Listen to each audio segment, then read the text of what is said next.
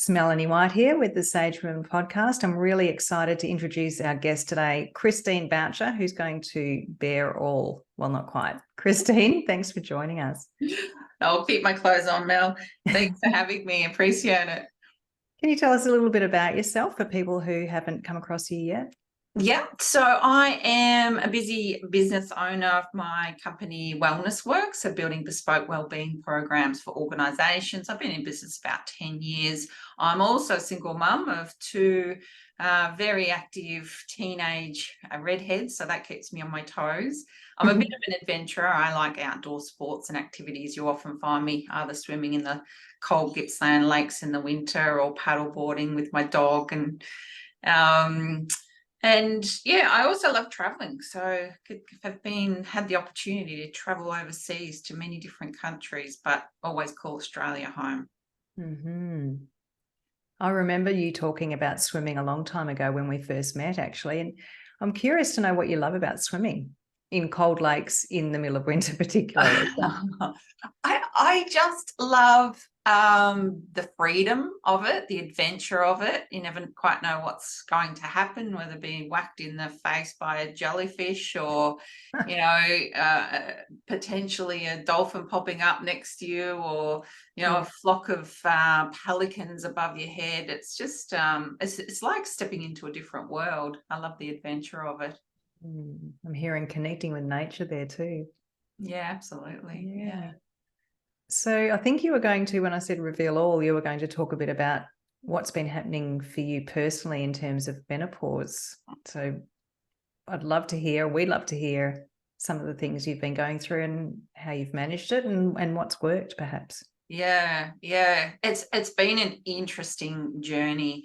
And I probably grew up in a realm where my mother, my sisters, my sort of cohort of family didn't really ever discuss it. So I didn't have a lot of background knowledge or sort of role models or information. So I knew it was coming, turning 50 this year. I knew it was coming, but I didn't have any sort of expectation of what would transpire.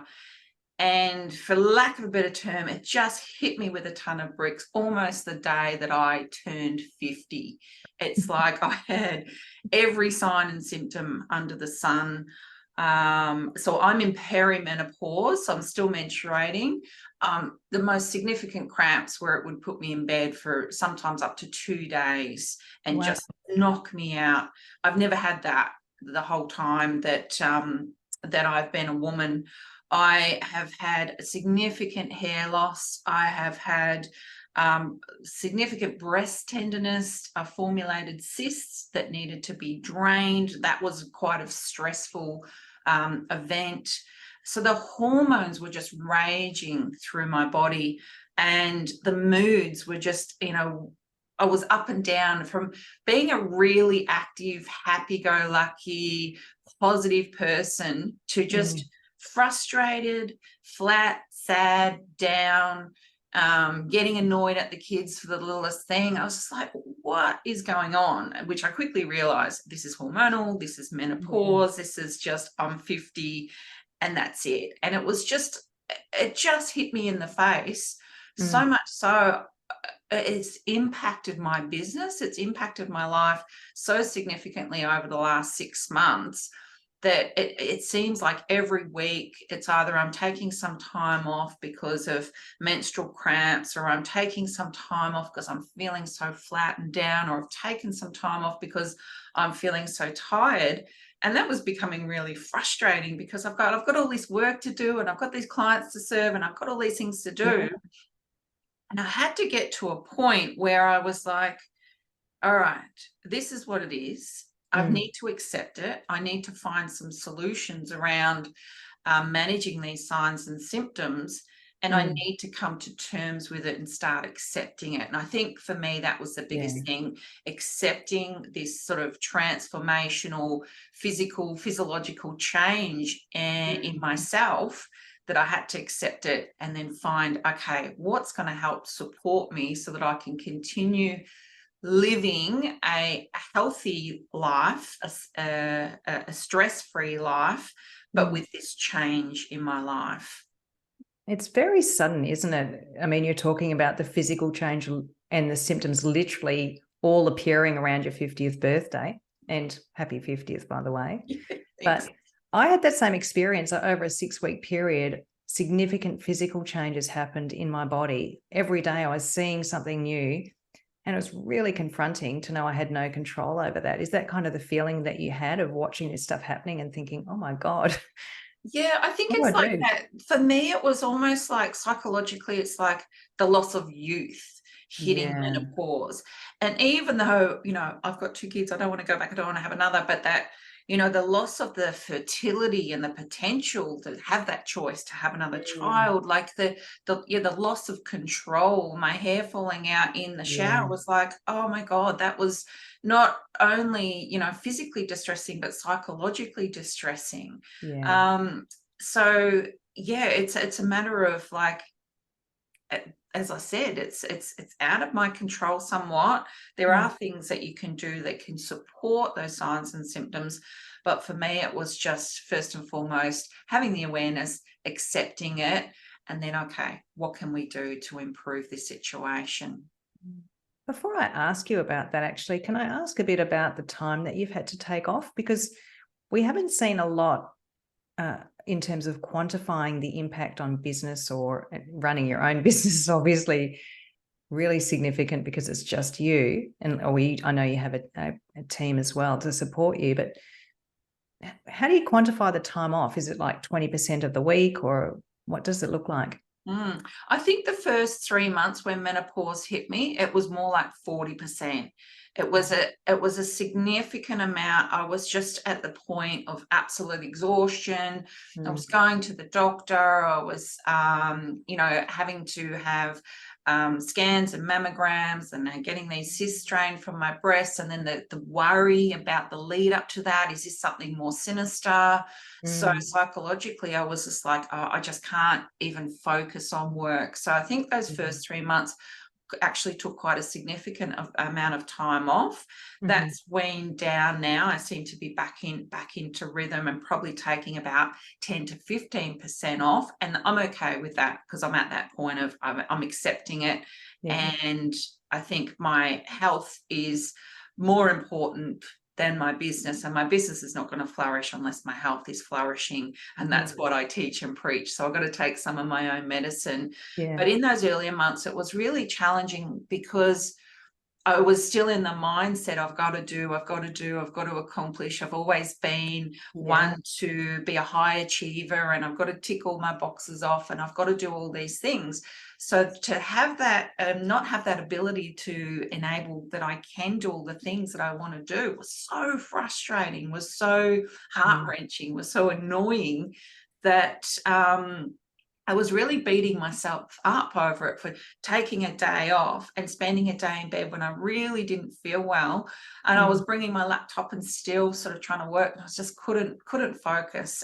But I was, wasn't accepting. I was just still wanting to try to push through, when I really just needed to just take the time to rest. So it's taken me some time to get to that level of acceptance and go, you know what, it's okay. Business is still okay. I still can service my clients, and I've just got to manage things in a different way so that I can continue on. People don't often talk about the acceptance part, do they? We talk about the symptoms and managing the symptoms and education and understanding, but this is a really important part of this time of life. Yeah, and I think, again, as I said, like my generation, it hasn't really been openly discussed and talked about. And only since I've been hitting menopause myself, I'm starting to have open conversations with my friends. And I still find some of my friends who are in their 50s quite reluctant to be open and honest and talk about their signs and symptoms. And for me, I think that's really important, to have those open dialogues, open discussion. Let's be frank, let's be honest, because we're all going through this in some format. And I think the more we share, then the realization is we're not alone. It's just a transformational change, Mm. time in life. It's normal. And I think therefore that helps the acceptance when you feel like you're on your own and it's only happening to me. It's like, what's going on? So I Yeah. think that's really important component, is that we have these open dialogues and be open and honest with each other, with women, with our partners, with men, and in the workplace also. I love that you're using the word transformation, actually, because a lot of people say transition, but transformation to me feels like a really positive word, and there's a lot of opportunity in there. So I just wanted to mention that. I love your using that language. Yeah, well, it is, isn't it? Because it's a new era, and I think initially I was thinking it in a negative light, and I've really been mindful of my thoughts, my language, my self-talk. Mm. And I'm a strong believer in, exchanging those limiting beliefs, which can prohibit us from moving forward, and flipping them around to more empowering beliefs and thoughts, because that creates different actions, and therefore you Mm. get, different results. So I say transformational because it's a journey and it's a different stage. At this stage, I look at, what I've accomplished as a 50-year-old woman, and Yeah. what is, ahead of me. I'm so much more comfortable in my skin. I'm so much more educated, wiser. I'm a lot more calm. I don't really care what people say or think anymore, when that used to really be a big issue in my 20s and 30s. So it is a transformation when we reach a new stage or level in our life, and we should embrace and appreciate the ability that we can continue on and add value to our families and to the world and to our workplace. I love the way you frame that. It's Mm. amazing. And it makes total sense. And I suppose talking about this, maybe we can talk a little bit about menopause at work, and even in the context of the work you're doing. How do you think we start the conversation? What are your ideas on doing that? Because there are a lot of people that saying, oh, well, we need education. And I agree with that. We need a policy and we need this. But what do you think we really need?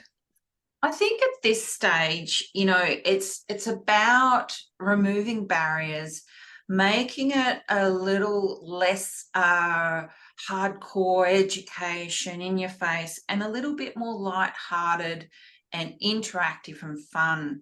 So Mm. I've developed what's called a wellness game that I've been implementing into workplaces. And it's just a fun, interactive game where it takes all the stress away. But whilst people are interacting, they're coming together, they're connecting, they're learning about their own health and well-being. It's creating awareness about where they're at with their current sort of health status, Mm. and it's creating that connection and collaboration to go, hey, I'm not alone in this. At different stages of life, we all have health challenges or health issues, or things that may be perhaps slowing our performance or productivity down in the workplace. And to be involved in sort of a group dynamic, interactive, fun activity that highlights, hey, I'm not alone. This person has this challenge, this person has this challenge. It highlights and brings the awareness to not only consider what is best for self and looking after our own health and well-being and our own self, but to acknowledge and understand what's happening around us in the workplace, and Mm. gives us that understanding, consideration, and potentially empathy, so that we can support self and support others in the workplace. Because when we do so, we're a lot more effective for the ultimate goal of the workplace, and achieving those KPIs and achieving those outcomes and achieving that performance or the profitability, when we work together collaboratively as a team and look after each other. That makes so much sense. And I'm just wondering, is this a menopause specific game, or is this more general that you're talking about? It's a more general wellness game, and it's really highlighting, what's going on for you as an individual. what's happening in our workplace. And it's interesting because during the game play, they have the opportunity to interact, to see what's going on. And we debrief after the game to really highlight the actions taken. What did you do that was promoting your own good health or supporting the health and well-being of others? Or perhaps what didn't you do? So it's bringing that awareness that's replicating real life situation in the workplace. And it's, helping people to go, yeah, okay, maybe I could do things a little bit better. Maybe I could, be a little bit more considerate or be a little bit more empathetic or communicate in a better way so that I'm supporting my teammates and so that we're working collaboratively as a team and moving forward in the best interest for ourselves as a team, but for the organisation at large. So everyone has their own challenges that they're bringing into the game, and there may be menopausal women that are bringing in, their challenges, and it's creating that awareness for others in the game. So it's fun. It's really good fun. I love doing it, and I love to do more of it. It sounds amazing. And I think what I like the best is that a lot of people, women in menopause I've spoken to, say that they don't want to be spotlighted or separated or that's uncomfortable. So the fact that you've integrated it into something that gives everybody that, not just the logical way of looking at health and wellness, but the experience of what it's like to be heard or not heard, and to consider the feelings of others. I mean, we're so busy at work, we're doing all of our stuff. We don't often get that relational time and connection with others in our organisation to really understand, why has Sally got such a grumpy face today, or those sorts of things. And I think the other part of having that broad approach around health and wellbeing, or broader approach, is that, as you said, it's so relatable. Like, everybody has some sort of a health issue going on.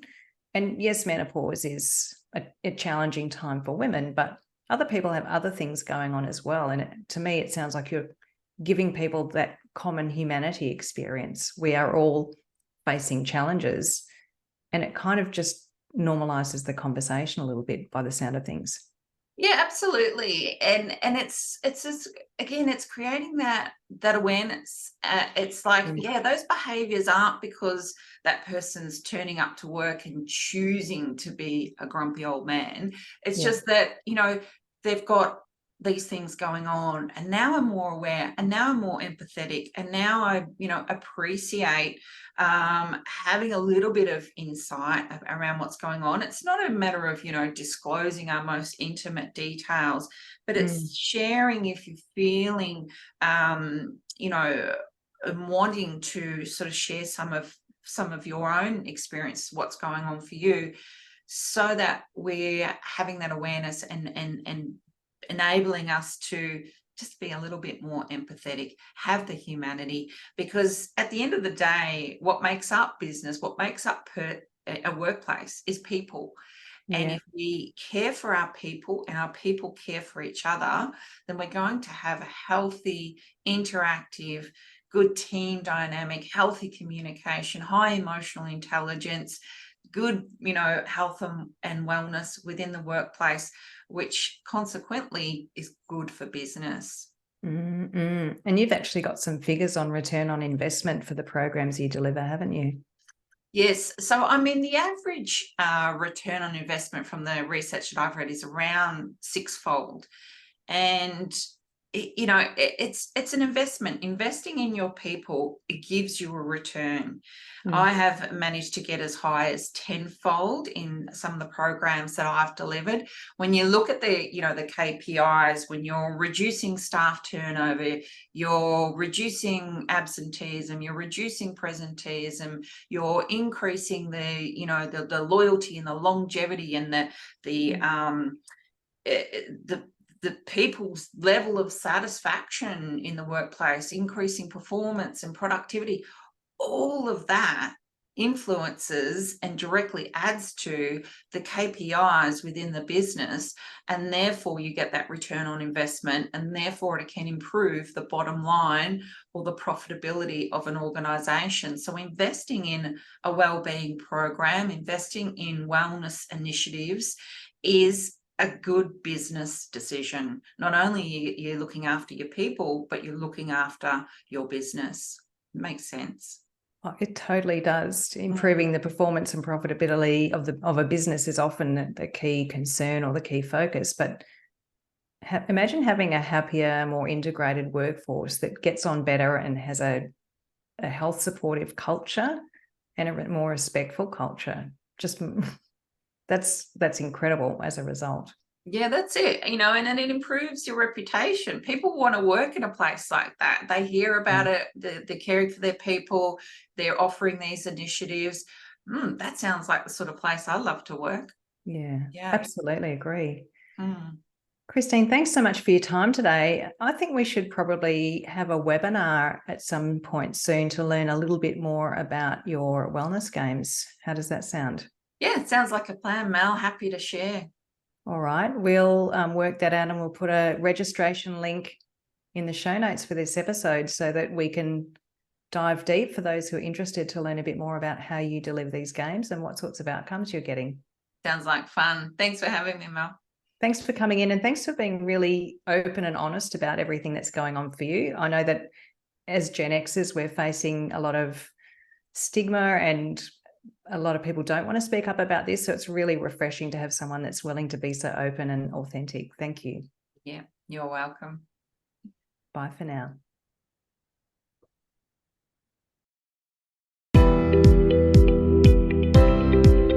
Welcome to the Sage Women podcast, hosted by Melanie White and Dr. Nick Engera. We have real conversations with real women, health professionals, and coaches who share stories about perimenopause, menopause, and a range of women's health issues.